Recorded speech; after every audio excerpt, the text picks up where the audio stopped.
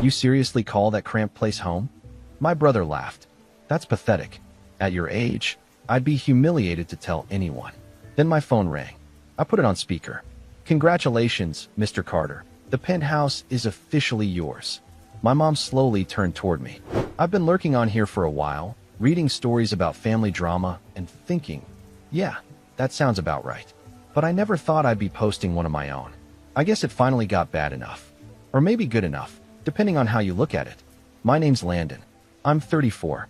I work as a wind turbine technician, which means I spend a lot of my time a few hundred feet in the air, fixing machines most people don't think about. It's good work. Honest work. Pays better than people assume, but I'll get to that. My older brother Derek is 38. He works in pharmaceutical sales. Nice suits, leased BMW, talks about quarterly targets at dinner like anyone at the table knows what that means. To hear my mom tell it, Derek is the success story. The proof that she raised at least one kid right. I'm the other one. My mom, Connie, has never been outright cruel to me. She's not a monster. She's just disappointing in a very specific way. She measures her kids by what she can tell her friends at book club. Derek gives her plenty. Corner office. Company car. A wife named Megan who wears the right clothes and says the right things. Me? I give her a son who comes to Sunday dinner in steel-toed boots with grease under his fingernails.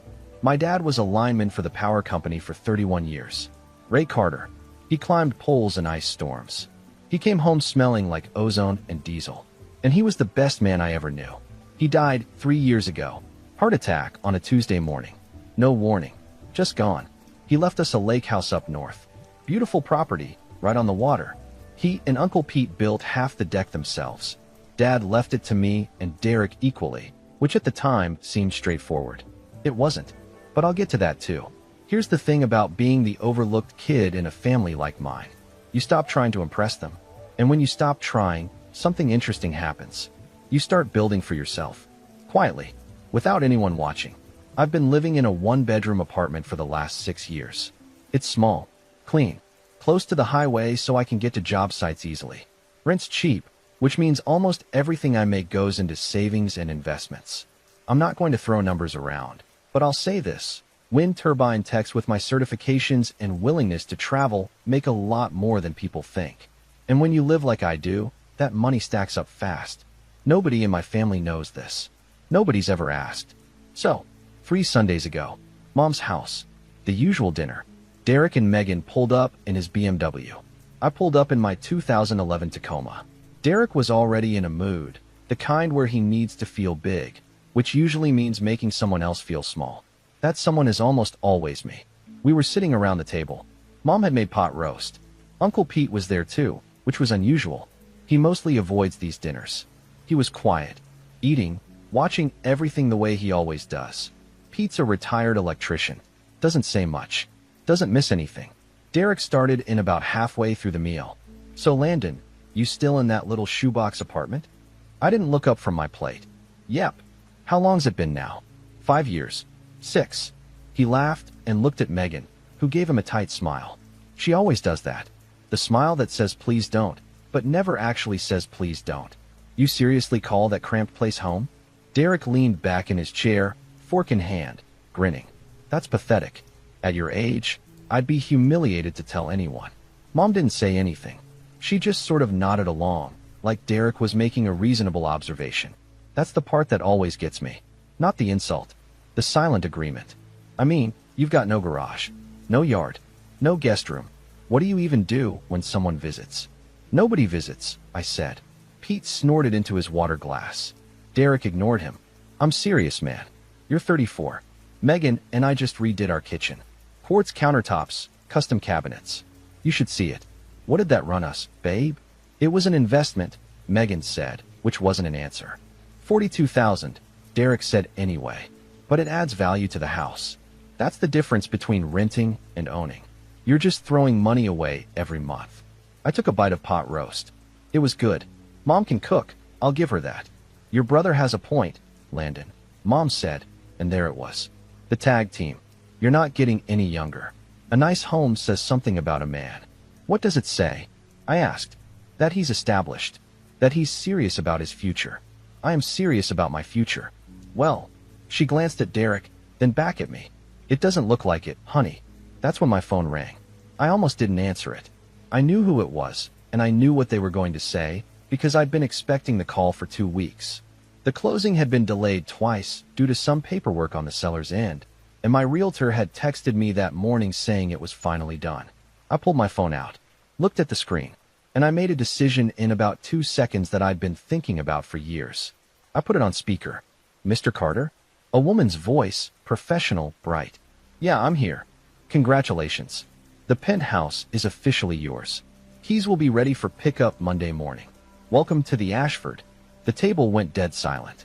Now, if you don't know the Ashford, it's the new luxury building downtown that's been all over the local news for the past year. Rooftop pool, private parking, floor-to-ceiling windows. The penthouse units start north of $1.2 million.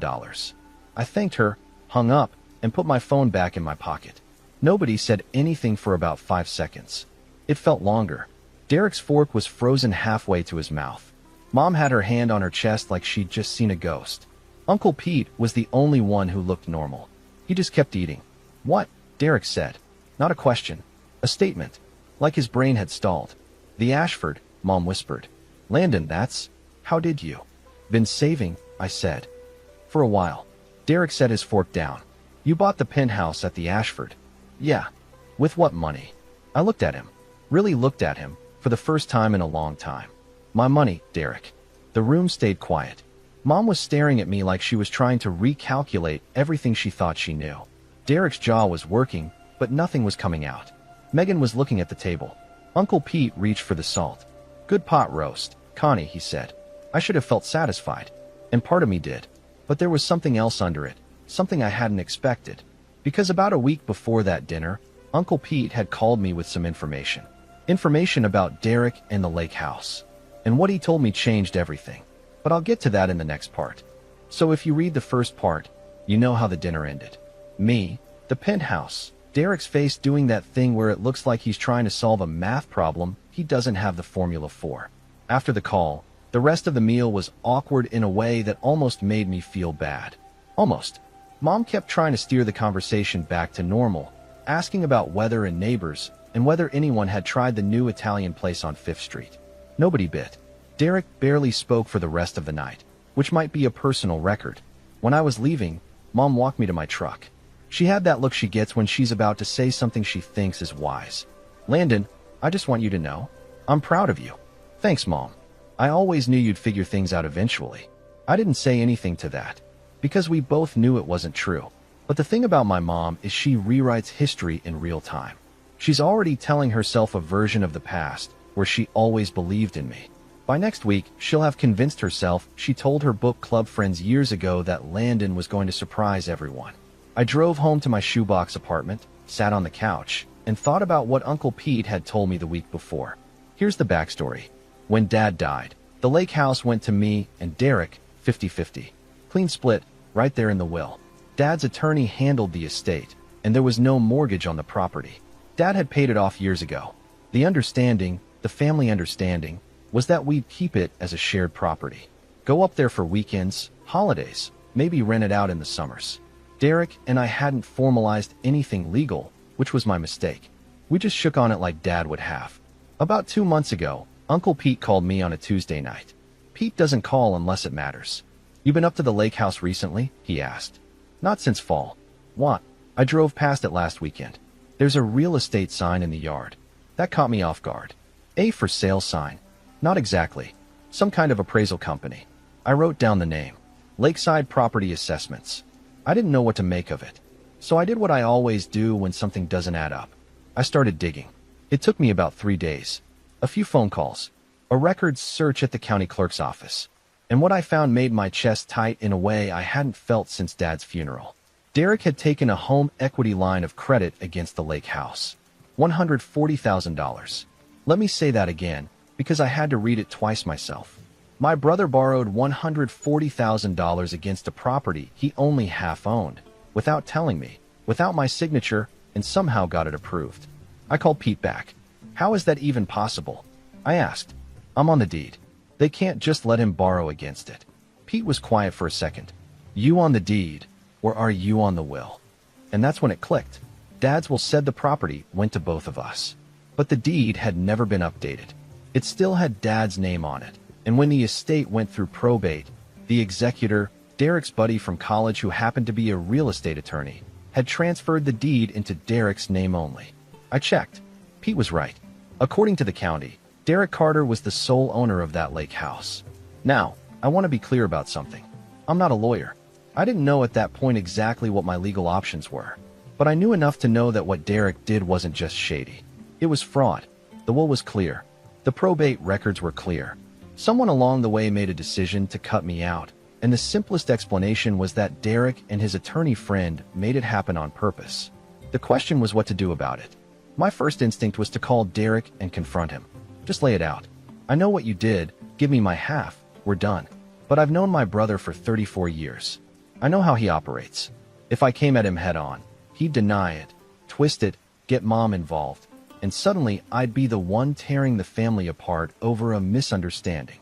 So I didn't call him. I didn't say a word. I sat on it.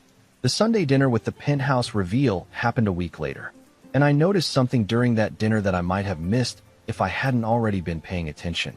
After mom walked me out, I sat in my truck for a minute, pretending to check my phone. Through the kitchen window, I could see Derek and mom talking. Derek was animated, hands moving. Mom was shaking her head. Then she pulled out her phone and handed it to him. I couldn't hear what they were saying, but I recognized the body language. Derek was asking for something, and mom was giving it to him. The next day I got a text from Derek. First time he'd texted me in weeks. Hey bro, congrats again on the place. Really happy for you. We should grab a beer soon and catch up. There's actually something I wanted to run by you. I stared at that text for a long time. I know how Derek works. The compliment is never free. Really happy for you is the bait. Something I wanted to run by you is the hook. Whatever he wanted to talk about, it wasn't a beer. It was the lake house. I was sure of it. But here's the part that really kept me up that night. If Derek already had $140,000 borrowed against a property worth roughly $320,000, and if he was now coming to me with something he wanted to run by me, there were only a few possibilities. Either he needed more money and wanted me to sign off on something, or he wanted to sell the property entirely and keep the proceeds. Or, and this was the one that made my stomach go cold, he was already in deeper trouble than the equity line, and the whole thing was about to come apart. I texted back, sure, let me know when. Then I opened my laptop and started looking for attorneys who specialize in real estate fraud and estate disputes. I found one, a woman named Vivian Park, out of a small firm downtown. She had a 5-star rating, and every single review mentioned the same thing: she doesn't lose. I called her office the next morning and booked a consultation for the following Thursday. Here's the thing about this whole situation that people might not understand unless they've been through it. It's not the money. I mean, it is the money. $140,000 isn't nothing. But what really hit me was the calculation behind it. Derek didn't just stumble into this. He sat down with his lawyer friend, looked at the paperwork, saw my name was supposed to be on that deed, and decided to erase it. He looked at our dad's property, the house Dad built with his own hands, and he turned it into a credit line for quartz countertops and leased BMWs. That's not a mistake. That's a choice. And I was going to make sure it had consequences.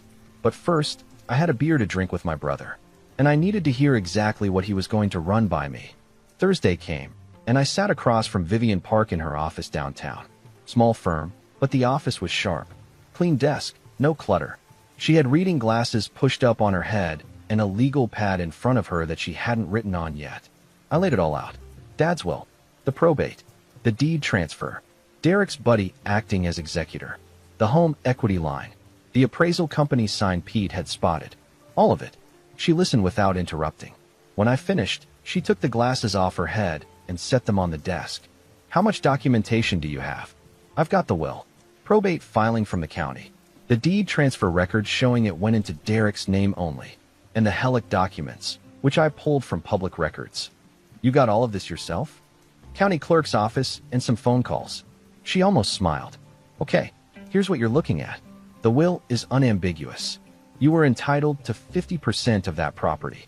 The executor had a legal obligation to transfer the deed accordingly. If the deed was transferred to your brother alone, that's either a clerical error or an intentional act. Given the executor's personal relationship with your brother, I'd lean toward the latter. Can I get my half back? You can get more than that. If your brother took a line of credit against a property he didn't fully own and used an improperly transferred deed to do it, that's fraud. The lender might also have liability for not performing adequate due diligence. Your brother's attorney friend could face a bar complaint. She leaned forward. But here's what I need you to understand. If we go this route, it won't be quiet. Your brother will know. Your family will know. And from what you've told me about the dynamics, your mother will probably take his side. She already does, I said. Then you need to decide what matters more. Keeping the peace or keeping what's yours. I didn't need long to decide. It's my dad's house. He wanted me to have half. That's not negotiable. Vivian nodded. Good. I'll start pulling the probate records and the executor's filing. I'll also subpoena the lending documents from the Helic. Don't confront your brother. Don't tell your mother. And if he asks you to sign anything, do not sign it. Bring it to me first. I shook her hand and left. That consultation cost me $400, and it was the best money I'd ever spent. The beer with Derek happened the following Saturday. He picked the place, some upscale sports bar near his house, where the appetizers cost more than my lunch budget for a week. He was already there when I walked in, sitting in a booth, wearing a quarter-zip pullover that probably cost $200. He had a scotch in front of him, not beer. Derek always orders scotch when he's trying to set a tone. Hey man, he said, standing up to shake my hand like we were business partners. Thanks for coming out. Sure. We ordered. I got a beer. He got another scotch. We talked about nothing for about 15 minutes. The weather. A football trade. Whether Mom was going to repaint the kitchen again. He was warming me up. I could feel it. Then he got to it. So listen, I've been thinking about the lake house. I took a sip of my beer. Yeah. It's a great property, obviously. Dad loved it. We all did. But honestly, man, neither of us uses it enough to justify holding on to it. The property taxes alone are killing me. And the maintenance. The dock needs work. The roof's going to need replacing in the next couple years. Okay, I said. Neutral. Giving him nothing. I had a buddy do an appraisal. The land alone is worth about $320,000. The structure adds maybe another 40. We could list it, split the proceeds, and both walk away with a nice chunk. There it was. Split the proceeds. 50-50, he said, without blinking. Now, keep in mind, this is the same man who transferred the deed into his name only, borrowed $140,000 against it, and never said a word to me. And now he's sitting across from me offering to split the sale of a house he's already leveraged to the hilt. Even if I agreed, here's what the math would look like. Sell for around $360,000. Pay off the $140,000 Helic. That leaves $220,000. Split that 50-50 and I'd get $110,000. For a property I was supposed to own half of free and clear. My actual share should have been $180,000. He'd be pocketing an extra $70,000 of my inheritance, assuming the numbers even worked out and there weren't additional fees or penalties on the credit line. I didn't say any of that. I just nodded slowly, like I was thinking about it. That's an interesting idea, I said. Right. Derek leaned in, encouraged. And look, I know we haven't always seen eye to eye, but this could be good for both of us. You just bought that penthouse. I'm sure some extra cash wouldn't hurt. Let me think about it. Sure. Take your time. He flagged the waiter. Another round? We had another round. He relaxed. Started talking about the kitchen renovation again. The quartz countertops. The custom cabinets. I let him talk. What he didn't know was that I was recording the conversation. Not the audio. I checked with Vivian first, and she confirmed we're in a one-party consent state. But I was being careful. I had a voice memo app running in my jacket pocket. And every word he said about the lake house, including his 50-50 offer that conveniently forgot to mention the $140,000 he'd already taken, was on tape. Over the next 2 weeks, I was busy. On the surface, nothing changed. I went to work. I climbed turbines. I answered Mom's texts about whether I wanted pot roast or chicken at next Sunday's dinner. I told Derek I was still thinking about it when he texted me twice asking if I'd made a decision on the lake house. Behind the scenes, Vivian was building the case. She pulled the full probate file and confirmed that the executor had deviated from the will's instructions. She subpoenaed the Helic application, which showed that Derek had submitted a deed listing himself as sole owner, a deed that was only possible because the executor had transferred it incorrectly. She also found something I hadn't expected. Derek had a second loan, a personal loan for $60,000, also secured against the lake property. Total debt against Dad's house, $200,000. I sat with that number for a long time. $200,000 borrowed against a property worth maybe $360,000. The equity was almost gone. If he'd waited another year, he might have borrowed the rest, and there'd be nothing left at all. He's underwater on his life, Vivian said during our second meeting. The BMW is leased. The house renovation was partially financed. And from what I can see, his pharmaceutical company had a round of layoffs 6 months ago. He survived, but his commission structure got restructured. He's making less than he used to. So the lake house sale isn't just a nice idea for him, I said. It's a lifeline. He needs that money. And he needs you to agree to the sale before the lender starts asking questions about why 2 secured loans exist on a property with a disputed deed. I drove home that night and sat in my truck in the parking lot of my apartment building. My shoebox. My cramped little place that Derek had laughed about. The place where I'd saved enough money to buy a penthouse in cash while he'd been borrowing against our dead father's house to keep up appearances. The next Sunday, Derek showed up to dinner at Mom's house in a new sport coat. He was in a great mood, laughing, joking, telling Mom about a vacation he and Megan were planning. He'd convinced himself I was going to say yes to the lake house sale. He'd even mentioned to Mom that he and I were working on something together, which was how he framed it. Like it was a partnership. He had no idea what was coming. And as far as I was concerned, that was exactly how it needed to be, at least for a little while longer. Derek texted me on a Wednesday. Not his usual casual tone. This one had effort behind it. Hey bro, Mom wants to have everyone over this Saturday. Kind of a family sit-down. She's been feeling like we need to spend more quality time together. Nothing big, just dinner and catching up. You in? I almost laughed. Family sit-down. Right. Mom doesn't organize family sit-downs. Mom organizes pot roast. Derek organizes sit-downs, and when he does, there's always an agenda. I texted back, sure. What time? 6 o'clock. Mom's house. I called Vivian that afternoon. They're going to try to get me to sign something, I said. Saturday dinner at my mom's. Derek's setting it up. Do you have the paperwork ready on your end? She asked. Everything you sent me. The deed transfer records, the HELIC application, the probate deviation, the second loan docs. Good. Here's what I want you to do. Go to the dinner. Listen to what they say. If they produce any documents, do not sign. If they pressure you, stay calm. And if you want, I can be available by phone. I thought about it for a second.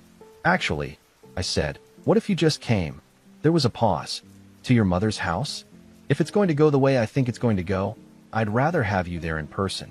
Another pause. I can do that. But you understand what that means. There's no going back to pretending after that. I know. All right. Text me the address. Saturday came. I picked up Vivian at her office at 5:30. She was dressed down compared to our meetings. Blazer, no briefcase, just a slim folder tucked under her arm. She looked like she could be a friend of the family. That was on purpose. We pulled up to Mom's house at 6. Derek's BMW was already there. So it was a car I didn't recognize, a silver Audi. I made a mental note.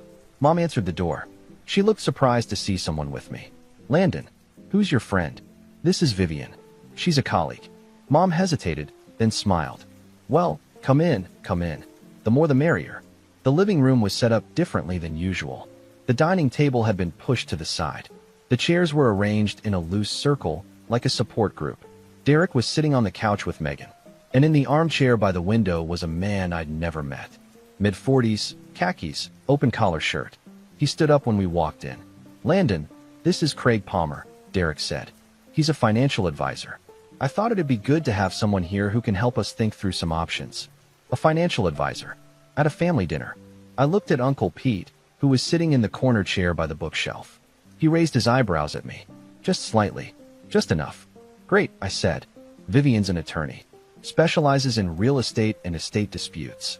The room temperature dropped about 10 degrees. Derek's smile didn't disappear, but it froze. Craig looked at Vivian, then at Derek, like he was waiting for instructions.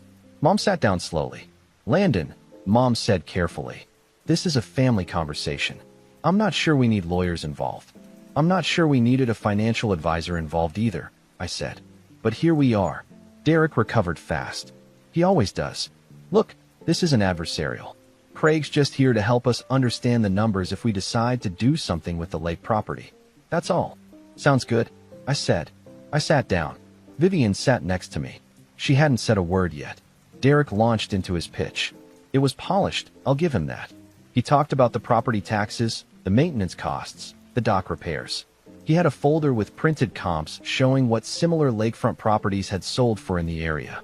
He'd even prepared a rough breakdown showing what the split would look like after closing costs. Bottom line, he said, we could both walk away with 110, maybe 115,000 each. That's money neither of us is using right now. I let him finish. Then I looked at Vivian. She opened her folder. Do you mind if I ask a couple of questions? She said. Her voice was calm, conversational, like she was asking about the pot roast. Derek shifted. Sure. The numbers you've laid out assume the property is unencumbered. Is that correct? What do you mean? I mean, is there any existing debt secured against the property? Liens, loans, lines of credit. Derek's expression didn't change, but his hands did. He clasped them together in his lap.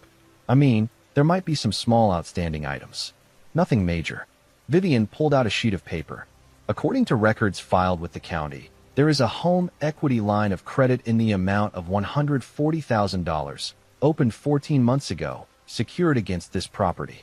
She set the paper on the coffee table. There is also a personal loan for $60,000, secured against the same property, opened 9 months ago. A second sheet. Total secured debt, $200,000. Nobody moved. Mom looked at Derek. What is she talking about? Derek's jaw tightened. Those are my personal financial matters. I don't see how that's relevant to a family discussion. It's relevant, Vivian said, because the property those loans are secured against is not solely yours. According to your father's will, which I have a copy of here, the lake house was bequeathed equally to both sons. The deed should reflect joint ownership. It doesn't.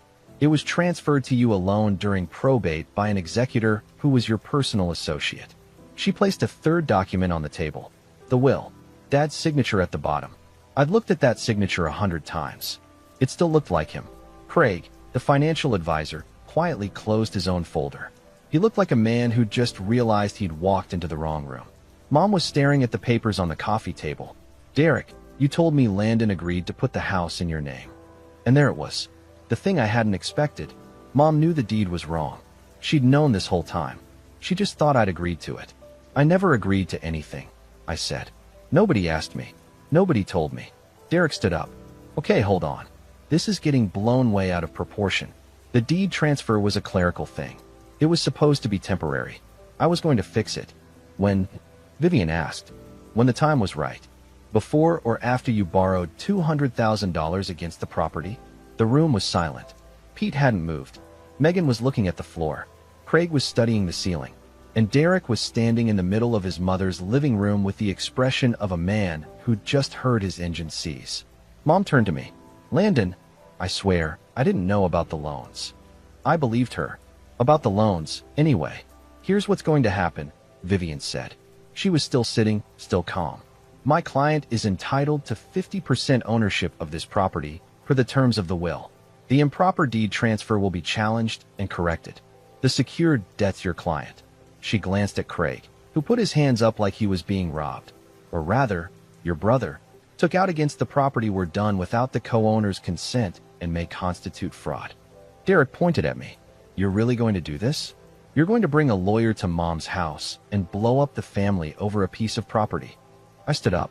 You already blew it up, Derek. You just didn't think I'd notice. Uncle Pete finally spoke. Boy should have known better, he said quietly. Ray would have knocked him sideways. Derek grabbed his jacket. This is ridiculous. Megan, let's go. They left. Craig followed about 30 seconds later, practically jogging to his Audi. The front door closed, and then it was just me, Vivian, Mom, and Pete. Mom was crying. Not loudly. Just sitting there with tears running down her face, staring at Dad's while on the coffee table. I didn't feel good. I want to be honest about that. I didn't feel victorious. I felt tired. And I felt like I was watching something break that had been cracked for a long time. But the first domino had fallen. and I had a feeling the rest were about to follow fast. The week after the dinner at Mom's house was the quietest week I'd had in years. No texts from Derek, no calls from Mom, no Sunday dinner invitations, just silence, which in my family is louder than screaming. Vivian moved fast. She filed a petition to correct the deed within 3 business days. She also filed a formal complaint with the state bar against Derek's buddy, the executor who'd handled the transfer. And she sent a certified letter to the lender holding the HELOC, notifying them that the property had a disputed title and the borrower did not have sole authority to encumber it. That last one was the big one, because when a lender finds out their collateral is legally compromised, they don't wait around. They call in the loan. Derek called me on a Thursday, 9 days after the dinner. I was on a job site in Indiana, 200 feet up in a nacelle, when my phone buzzed. I didn't answer. He called 3 more times. Then he texted, "Landon, please call me. The bank is demanding full repayment on the HELOC. I don't have that kind of cash. You have to stop this." I called him back that evening from my motel room. "What do you want me to do, Derek? Call off your lawyer. Tell her to withdraw the complaint or the lien dispute or whatever it is. We can work this out between us. Like you worked it out when you put the deed in your name." Silence. "That was a mistake," he said. His voice was different, smaller. "I should have handled it differently. I know that. It wasn't a mistake, Derek. A mistake is a typo. You sat down with your lawyer friend and deliberately cut me out of Dad's property. Then you borrowed $200,000 against it. That's not a mistake. That's theft. I was in trouble," he said. And for the first time in maybe our entire adult lives, he sounded honest. The commission restructure hit me hard. Megan doesn't know how bad it is. I was trying to keep everything together. By stealing from me, I was going to pay it back. I was going to sell the house and make you whole. After skimming 70 grand off my half. He didn't have an answer for that. "Here's what's going to happen," I said. "Vivian is going to correct the deed. I'm going to be listed as a 50% co-owner, which is what Dad wanted. The HELOC and the personal loan are your problem. You took them out, you pay them off. And if the bank calls the loans and you can't pay, that's between you and the bank. Landon, I could lose everything. You should have thought about that before you mortgaged our father's house to pay for countertops." I hung up. Over the next month, things unraveled for Derek in the way they always do when someone's been living on borrowed everything. The lender froze the HELOC and demanded repayment within 90 days. The personal loan went into default when Derek missed 2 payments. His credit score cratered. The BMW went back to the dealership when he couldn't make the lease payment. Megan found out everything. Derek had been hiding the extent of their debt from her for over a year. From what Pete told me later, and Pete somehow knows everything despite talking to almost nobody, Megan didn't scream or throw things. She just went very quiet and moved into the guest room for 3 weeks. They started couples therapy in February. The state bar opened an investigation into the executor, Derek's friend. I don't know the details yet, but Vivian told me these things typically result in, at minimum, a suspension, and in cases where fraud is provable, disbarment. Mom called me about 3 weeks after the dinner. I let it ring twice before I answered. "Landon." "Mom." She was quiet for a few seconds. "I owe you an apology." I didn't say anything. I wanted to hear what she thought she was apologizing for. I should have asked questions. When Derek told me you'd agreed to the deed transfer, I should have called you and confirmed. I didn't. I took his word for it because... She trailed off. "Because it was easier," I said. "Yes, because it was easier." "Mom, can I ask you something?" "Of course." "The night of the Penthouse phone call, when I left and you went back inside, Derek asked you for something, didn't he? Through the kitchen window, I could see you hand him your phone." She was quiet for a long time. "He asked me to text you, to say the family dinner was my idea. He was planning the whole lake house conversation, and he didn't want it to look like it was coming from him. So you knew it was a setup. I knew he wanted to talk to you about the property. I didn't know about the loans. I didn't know about any of it. I thought if I helped bring you two together, it would work out. It did work out," I said. "Just not the way he planned. Here's where things stand now. It's been about 4 months since that Saturday dinner at Mom's house. The deed has been corrected. I am now listed as a 50% co-owner of the lake house, which is how it should have been from the start. Derek's HELOC has been restructured into a repayment plan. He's making monthly payments, and those payments are being tracked by Vivian's office. The personal loan went to collections, and Derek negotiated a settlement for about 40 cents on the dollar. He borrowed the settlement money from Megan's parents, which I'm told was the most humiliating conversation of his life. The lake house is not for sale. I go up there about once a month now. I fixed the dock myself over 2 weekends. I replaced the boards Dad and Uncle Pete originally laid, using the same type of cedar. Pete came up for the second weekend and helped. We didn't talk much. Didn't need to. Derek and I are cordial. Not close. Maybe we will be someday. Maybe not. He came up to the lake house once, in April. He stood on the new dock and looked at the water for a long time without saying anything. Then he told me he was sorry. Not the performative, camera-ready apology. Just quiet. Like it cost him something. I told him I heard him. I didn't say I forgave him, because I'm not there yet. But I heard him. Mom and I have Sunday dinners again. Just the two of us, sometimes with Pete. She doesn't compare me to Derek anymore. She asked me once about my work, and I mean really asked. What I do up there in the turbines. What it's like. What I see from that high up. I told her on a clear day you can see for 40 miles. She said, "Your father would have loved that." Yeah, he would have. The penthouse is everything I hoped it would be. Floor-to-ceiling windows, south-facing. On clear mornings the light comes through and hits the hardwood floors in a way that makes the whole place glow. I don't have much furniture yet. Just a couch, a bed, a kitchen table. I'll fill it in slowly. No rush. I keep Dad's old hard hat on a shelf by the front door. It's beat up, faded, got his initials scratched into the back from when he first got it. Every time I leave for a job, I see it. And every time I come home, it's the first thing I notice. I built this life the way he taught me. One piece at a time. With my hands. And nobody, not Derek, not Mom, not anyone, gets to tell me it's not enough. Because it's mine.